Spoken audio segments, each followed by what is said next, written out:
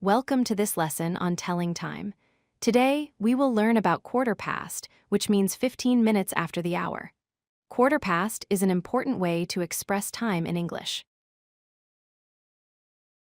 Let's understand how clock hands move. When it's quarter past any hour, the minute hand points to the 3. The hour hand moves 1/4 of the way toward the next hour. For example, at 3:15, the hour hand is 1/4 of the way from 3 to 4. Here are some examples of quarter past times. 3:15 is quarter past 3. 7:15 is quarter past 7.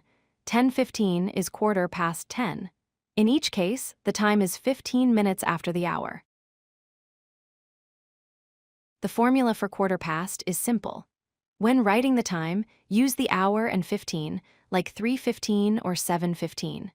When speaking, you can say quarter past followed by the hour, like quarter past 3 or quarter past 7.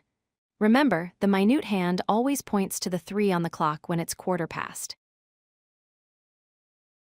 There are 2 common ways to express quarter past times.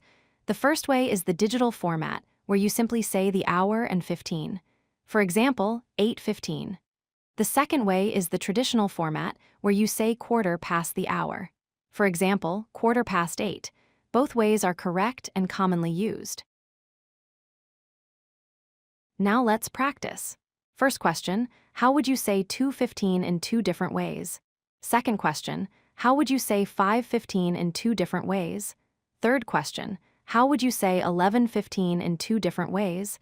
Try to answer these before we move to the next slide. Here are the suggested answers.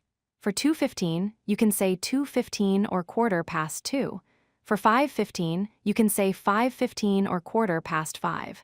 For 11:15, you can say 11:15 or quarter past 11. Did you get them correct?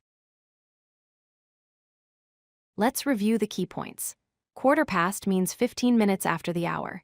You can express this time in 2 ways: the digital way by saying the hour and 15, or the traditional way by saying quarter past followed by the hour. On a clock, when it's quarter past, the minute hand always points to the 3. Practice recognizing these times to become confident in telling time. If you like this video, hit that like button and don't forget to subscribe. Visit codelucky.com for more such useful content.